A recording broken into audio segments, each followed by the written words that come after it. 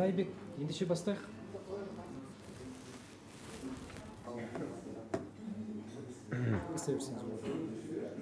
Біздің аурухана қаланың батыс жағында, ернеуіне тас қаланған шағын өзеннің жағасында орналасқан. Маңайында көлік жүретін көшелер жоқ болғаннан кейін, ертелі-кеш төңірек құлақ құрғандай тып-тыныш болып тұрады. Енді аурухананың ғимараты сәл ескірген, десек те, оның тұрған жері, ауа райы психика дертіне шалдыққан аурулар үшін өте қолайлы. Сәуір айының аяғына таман біздің аурухананың айрықша бақылау палатасына 18 жасар бір қыз келіп түсті.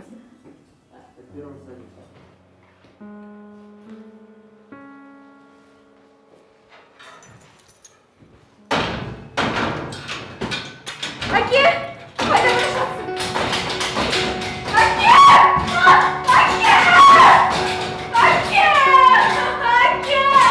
Әкесі қызының өзін-өзі бірнеше рет қылғындырып өлтірмек болғанын айтты. Маңындағылардың араласуымен аман қалған.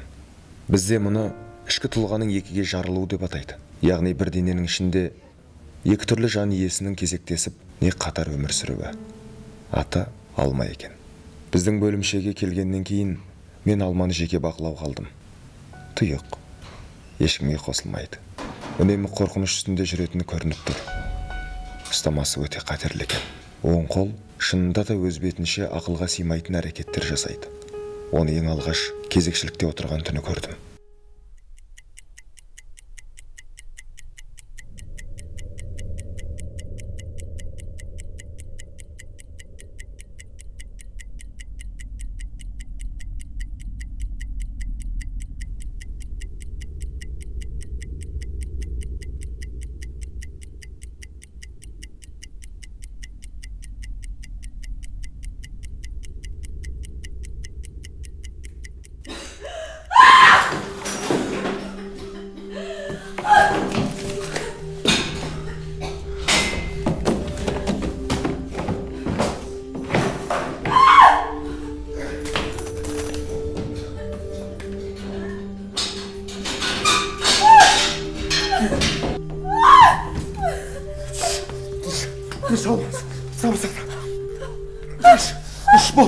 Болды, қасыңдамын, қорқпа. Қасыңдамын. Болды. Қазір басылады. Айттым ғой, болды.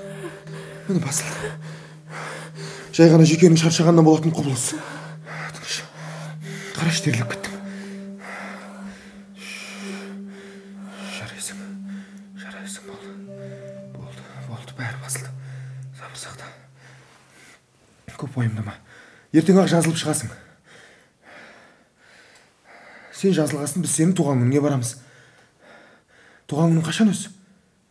Қыркүйек. Тамаша. Нағыз жеміс-жидектің піскен кезі. Біз сенің туған күніңде лимонадқа мас болғанша ішеміз. Келістік па? Жарайсың. Не үшін қорқасың? Өзің қолың ғой. Қорқпа, жарай ма? Тыныш. Алма, тыныш. Мен жанымдамын, қорқпа, Алма. Алма.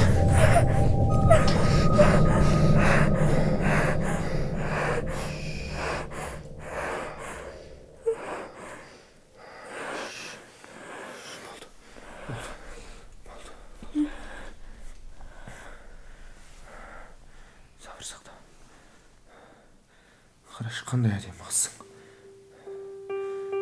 Ертең жазылып шыққасын, біз сені киноға түсіруге жібереміз. Жарай ма? Болды. Бәрі болды. Шаршадың ба? Ұйықтай қал. Мен сенің жаныңда боламын.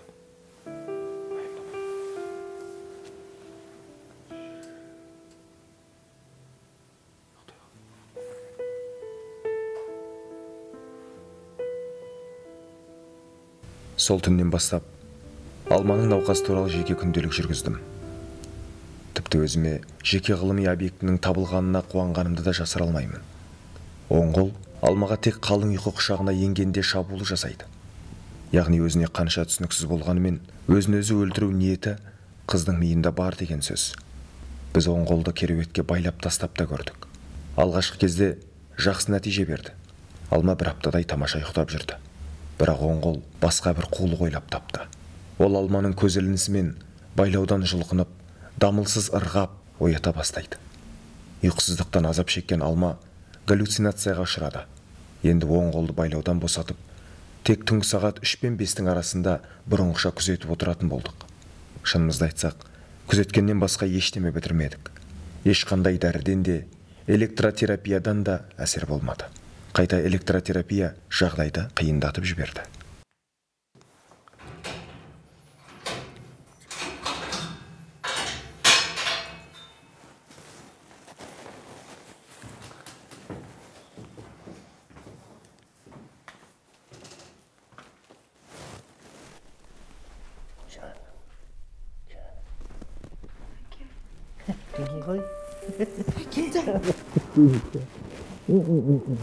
Әкесі алманы көңілдендірем деп үйлерінде болып жатқан әрбір қызық оқиғаларын айтып беретін.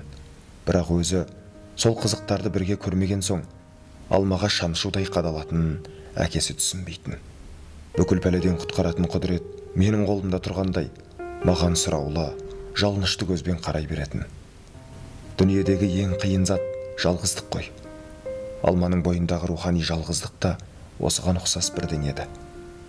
Мен алманың жалғыздықтан құлазыған көңіліне қалайда олай жалғыз қарасын болып енгім келді. Мен тіпті алмаға қатты бауыр басып қалдым.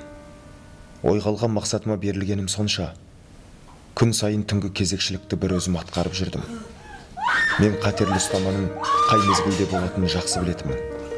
Сондықтан дәл осы уақытта алманың қасында болып, оң қолын бақылап, кейде тіпті тас қылып ұстап отыратынмын. Бірде ұйықтап жатқан алманың жанында кітап оқып отырғанмын.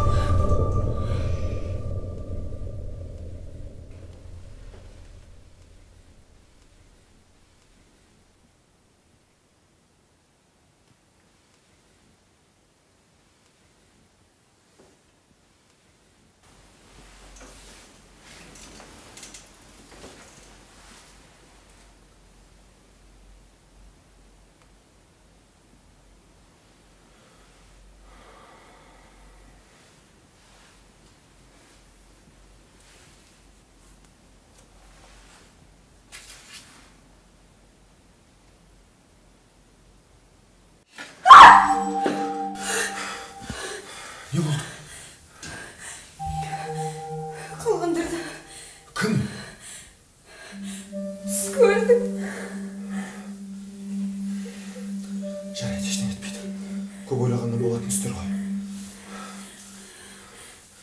Алма, мен тірі тұрғанда саған ештеңе болмайды. Керек десең күн үстінде жаныңда болуға барым. Тек қана маған сенсең болды.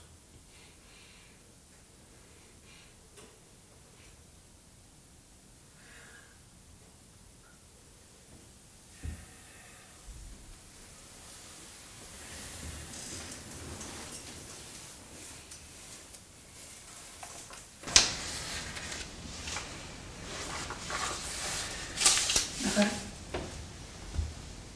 сізге көп рахмет. Мені талай рет ажалдан алып қалдыңыз. Сізге масыл болған шығарым, иә? Өзіңіз ешқайда қыдырмайсыз да.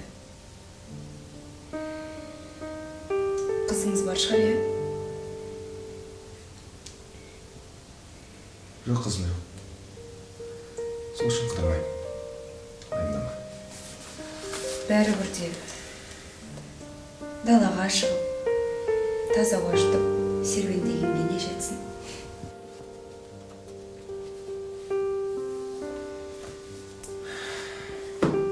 Сен шаршадың. Жаным демал.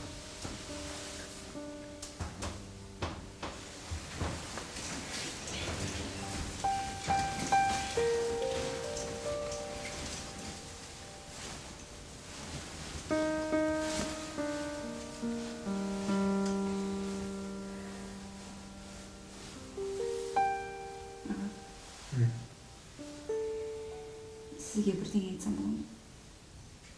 Айта ғой. Маған көмектесіңізші.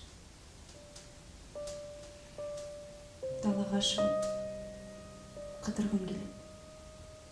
Қаланы көргім келеді.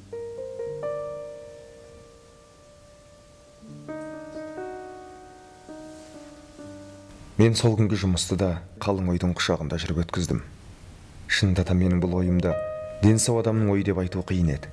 Алайда көз алдыма өз қиялымнан туған суреттерге құныққаным сонша, бұл пиғылымның дұрыс бұрысын талдауға тіпті уақытым болған жоқ.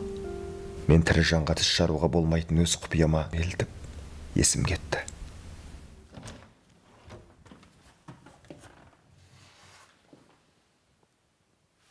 Алма?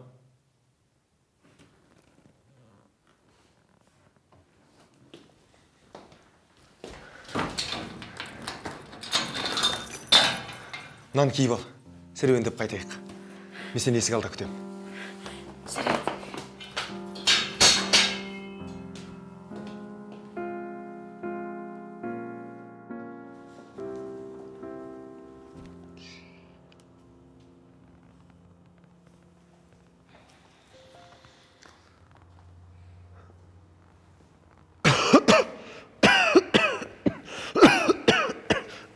Сізге не болды? Тамағыма бірден тұрып қалды ғой деймін. Назира, саған бір өтініш болып тұр. Мен анау айрықша бақылау бөліміндегі 201-демін ғой.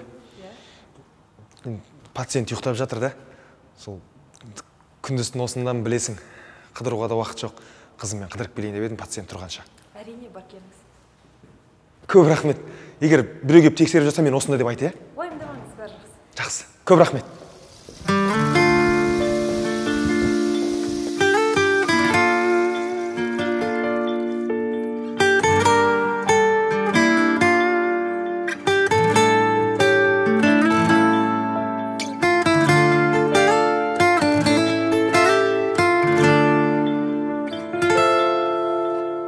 Жауратқан күн мұңды неткен қоңыр салқын көзгі, тербетілген ақ қайыңның жапырағын үзді. Арманымның айдынында егіз аққу жүзді. Ғашықтарға қатал тағдыр айырмасын бізді. Жібегім бол, тілегім сол ізгі. Көңілімде жоқ басқаға орын, жаулап алдың жүрегімнің төрін. Мекен етіп махаббаттың көлін, қасында болайын, қасында болайын, өзгермейтін қалауым менің. Қасында болайын, қасында болайын, өзгермейтін қалауым менің. Қасында болайын, қасында болайын, өзгермейтін қалауым менің.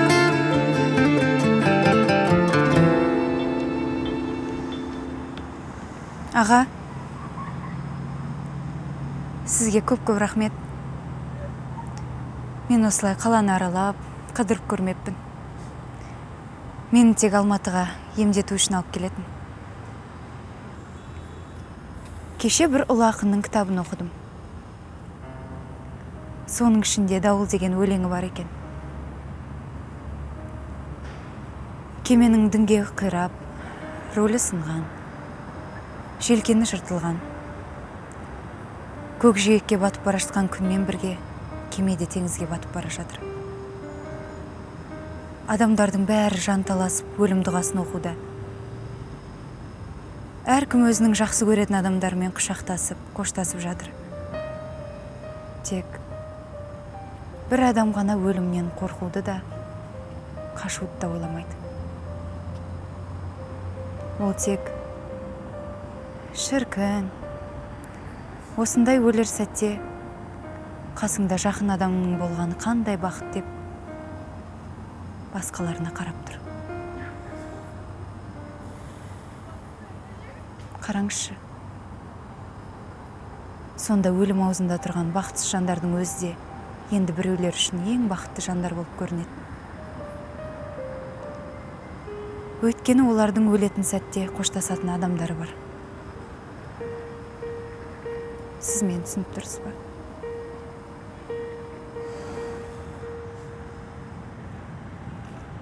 О не дегенің, Алма? Сенің өмірің әлі алда. Саған мықты болу керек. Иә, бой жеткен сайын өмірге деген құштарлығың арта түседі екен.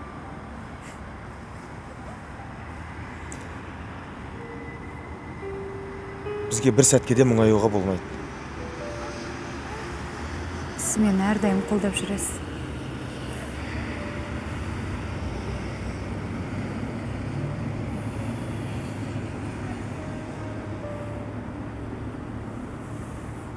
Сен осында отыр, жарай ма? Мен қазір келем.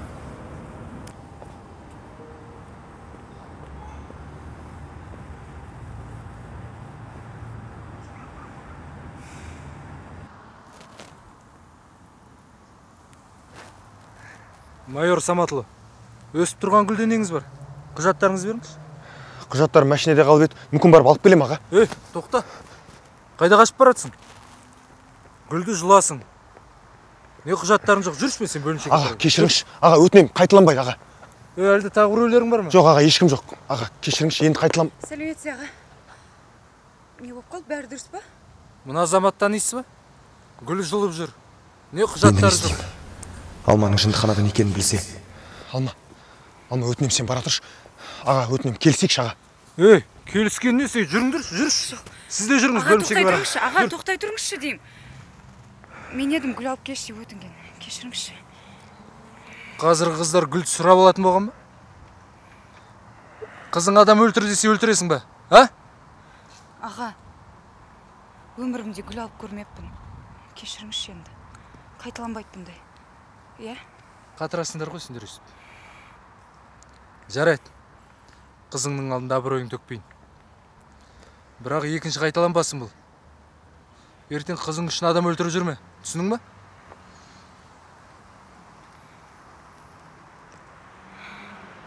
Жарайды. Кетекші.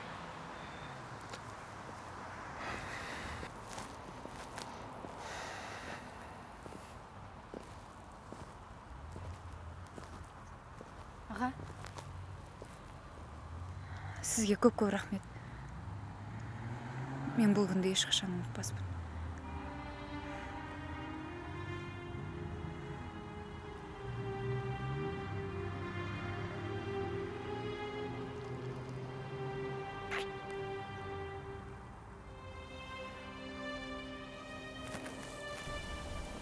Менің ойларым сан саққа бөлінді. Маған мына өзім күнде көріп, көз қашты болған күнделікті тіршілік аяқ астынан өзгеріп кеткен секілді. Алманың науқасын есім алдым. Сол сәтте мен Алманы бұл дерттен қалай да құтқарам деген шешімге келдім. Бір қызығы, сол түн оң қол ешқандай әрекет жасаған жоқ. Да. Кіруге бола ма? Айбек, кір. Қалай жағдайың? Әлі кезекті ешкімге бермепсің, жарайсың. Жұмысты жақсы атқарып жүр деп естідім сені. Рахмет. Сізге бір маңыз жұмыспен келіп едім. Қандай жұмыс? Айрықша бақылау бөліміндегі Бірімжанова Алма деген қыздың жағдайы тым нашарлап кетті. Бір шара қолданайық. Түсінбедім. Ауру қазір кризис үстінде. Қызды қатерлі приступтан құтқару үшін оң қолының саусақтарын, болмаса жалпы оң қолын кесіп тастау керек. Мен ауруды біраз зерттедім, бізде басқа шара жоқ.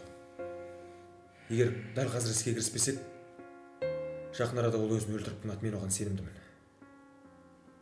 Операциядан кейін толықтай жазылып кетеді деп сенесің бе? Олай нақты айта алмаймын әрине. Бірақ біз қызды бүгінгі ажалдан құтқаруымыз керек. Ертеңгісін тағы көре жатармыз. Маған сенуіңізді сұраймын. Айбек. Ата-анасының келісімсіз бәрібір ештеңе істей алмаймыз. Ата-анасының емес, қыздың келісімі маңызды біз үшін. Әрбірден кейін міндетті түрде істеліну керек. Қыздың жағдайы ата-анасынан бұрын бізге, оның ішінде маған жақсырақ мәлім. ертең обходты өзім қарап шығам. Содан кейін кеңесейік. Жарайды. Алма. Алма.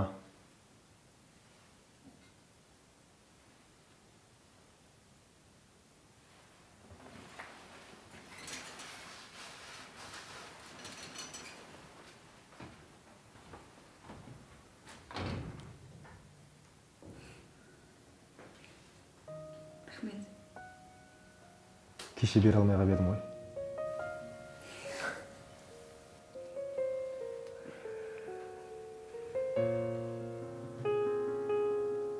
Көзіңіз қызарып кетті ғой. Барып ұйықтасаңызшы. Ештеңе етпейді. Ештеңе етпейді емес, барып ұйықтаңыз. Әлде сіз менің айтқанымды тыңдамайсыз ба? Тыңдаймын ғой. Ендеше барып ұйықтаңыз. Менде қазір барлығы жақсы. Таңертең келерсіз. Алма. Мен саған айтатын бір маңызды шаруам бар. Қазір сізге ұйықтау керек. Оны таңертең айтарсыз. Жарайды. Сенің айтқаның болсын. Таңертең сөйлесеміз. Ал енді жатып ұйықта. Көріскенше.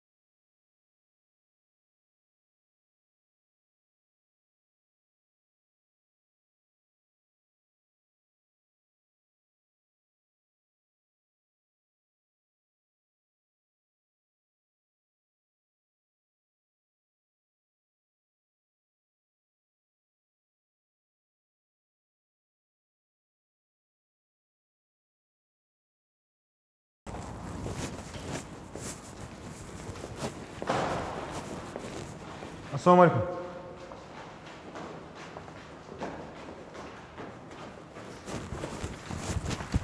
Саламатсыз ба? Мен келіш таң атпай не істеп жүр? Айрықша бақылаудағы бір қыз бар еді ғой, Алма еді. Иә, Алма. Оған не болды? Сіз естімедіңіз бе? Нені?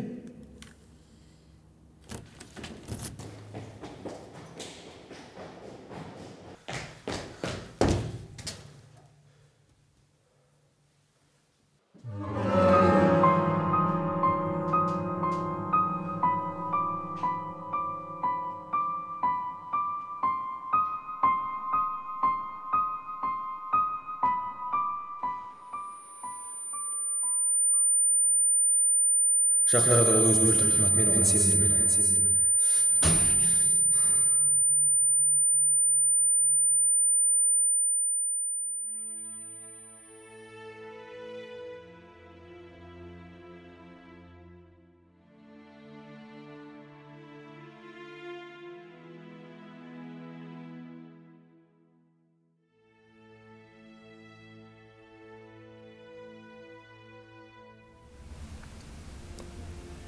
неменеге кеше қасында қалмадым?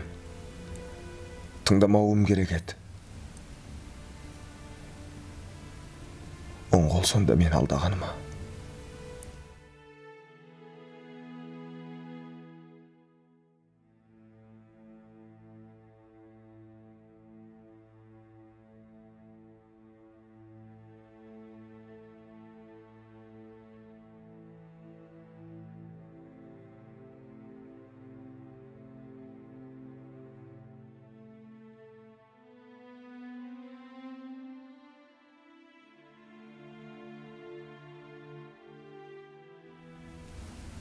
Кешке өлікті ата-анасы алып кетті.